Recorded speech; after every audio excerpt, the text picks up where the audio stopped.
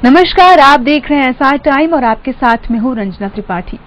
आधुनिक होती जिंदगी में जहां संस्कार खत्म होते जा रहे हैं और शिक्षा का स्तर लगातार गिरता जा रहा है, ऐसे में शिक्षक की जिम्मेदारी बढ़ जाती है।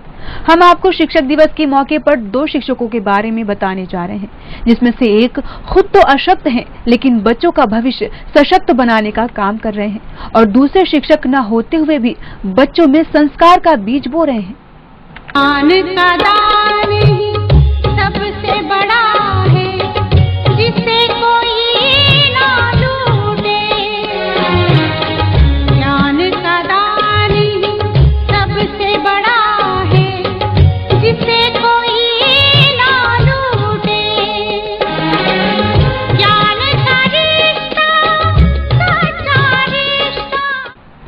विषम परिस्थितियों में भी अपने कार्य के प्रति जुनून हो तो उसका परिणाम बेहतर ही आता है। कुछ ऐसा ही भानगढ़ माध्यमिक विद्यालय के शिक्षक प्रदीप जैन के बारे में कहा जाता है। दोनों पैरों से विकलांग होने के बाद भी वो बच्चों को पढ़ाने में किसी तरह की कसर नहीं छोड़ते हैं। यही कारण है कि उनके स्कूल का परीक्षा परिणाम पिछले 3 वर्षों से सुधरता जा रहा है।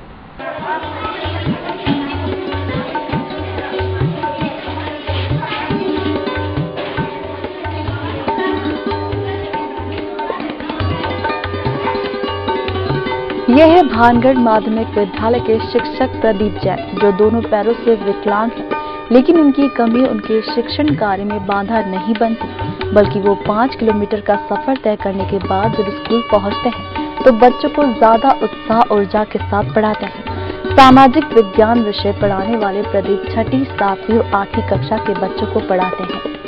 आज हमारा सौभाग्य है कि हम जहां पर जिस शासकीय स्कूल सरकारी स्कूल में मौजूद हैं और हमारे साथ में है प्रदीप जैन जी, जो कि फिजिकली डिसेबल हैं आंशिक रूप से, लेकिन इनका जज्बा देखते ही बनता है।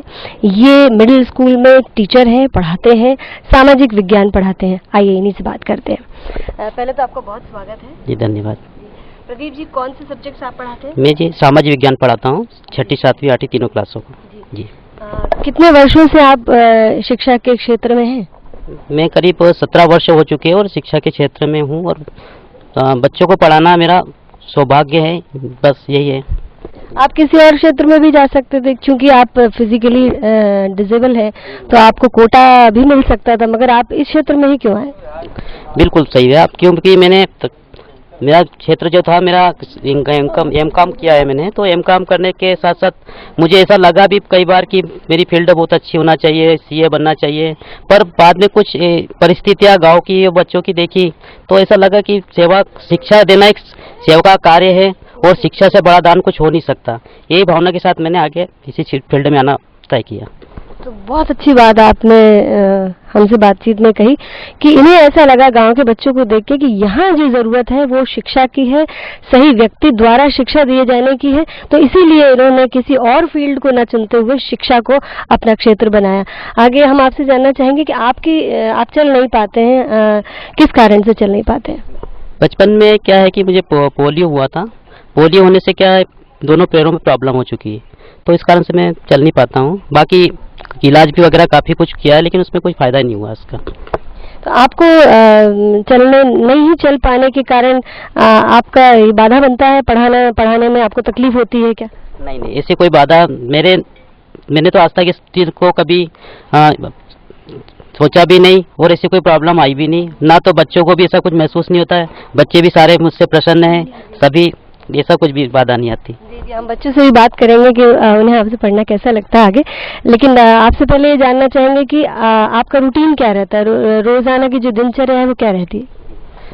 रोजाना क्या होता है, सुबह से नित्य जो कार्य होते हैं घर के, उसके अलावा मंदिर जाना, मंदिर से आने के बाद स्कूल की तैयारी करना, स्कूल में समय 5 बजे तक का बीतता है। उसके बाद घर जाकर कुछ साहित्यिक कार्य जो होते हैं वो करता हूँ। लगभग कितने घंटे आपको खड़े मतलब जिस तरीके से आप पढ़ाते हैं मैंने देखा, तो कितने घंटे आपको ये लेबर लेना पड़ता है? ये नहीं, ऐसा कुछ नहीं, क्योंकि हमारे यहाँ पे पीरियड सिस्टम है, तो जिस पीरियड में जितना समय होता है वो पीरियड के हिसाब से तीनों क्लासों का समय रहता है, उस हिसाब से। आगे आपका भविष्य में क्या योजना है? क्या कोई एक सपना संजो के रखे हैं आप? भविष्य में योजनाएं तो काफी कुछ संजो कर रखी है, बस एक ही वक्त का एक थोड़ा इंतजार है, क्योंकि मैं चाह रहा हूँ कि जहाँ मैं शिक्षा दे रहा हूँ उस क्षेत्र के बच्चों को एक कंप्यूटर का ज्ञान प्राप्त हो। इसलिए मैं प्रयासरत भी हूँ। यहाँ के सरपंच महोदय से मैंने बात की कि भाई अपने गांव के बच्चों को कुछ शिक्षा देना चाहता हूँ मैं, तो उन्होंने भी मुझे आश्वासन दिया कि अपन भविष्य में कुछ जगह वगैरह उपलब्ध कराएंगे और सहयोग करेंगे इस टाइप। शासकीय माध्यमिक विद्यालय भानगढ़ इंदौर में, और मेरे साथ में है कक्षा 6वीं के बच्चे। आप बताइए कि आपको सर से पढ़ना कैसा लगता है, प्रमोद सर से? अच्छा लगता है। अच्छा, क्यों अच्छा लगता है? क्योंकि वो अच्छे पढ़ाते, अच्छी शिक्षा देते। अच्छा, क्या अच्छी शिक्षा देते बताइए? अच्छे से पढ़ाते हैं और अच्छे से पढ़ाते हैं और अच्छे से क्या कुछ अच्छी बातें सिखाते हैं आपको? क्या सिखाते हैं बताइए जी? जीवन के बारे में सिखाते हैं। क्या सिखाते हैं जीवन कि जीवन अपना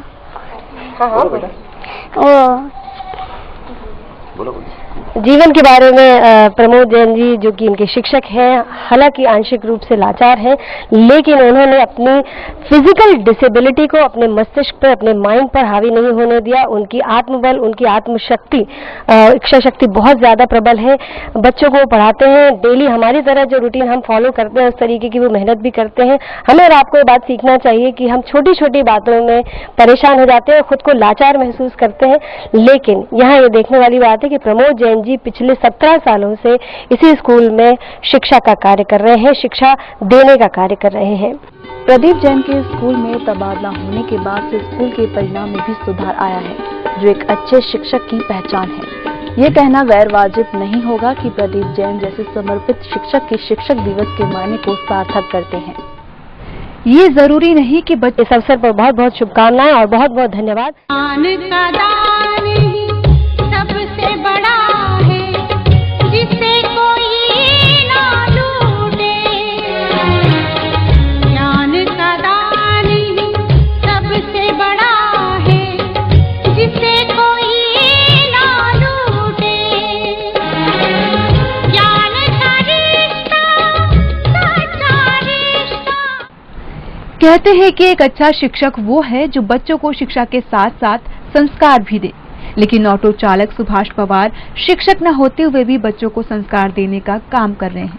वहीं प्रदीप जैन शारीरिक रूप से खुद अशक्त होने के बाद भी बच्चों को सशक्त बनाने के लिए भरपूर और सराहनीय प्रयास कर रहे हैं और उसमें कामयाब भी हुए हैं। शायद ऐसे ही लोग इस दौर में डॉक्टर सर्वपल्ली राधाकृष्णन के सपनों को साकार कर सकते हैं। शिक्षक दिवस पर हमारी इस खास पेशकश में इतना ही। अन्य खबरों को जानने के लिए आप देखते रहिए SR टाइम। नमस्कार।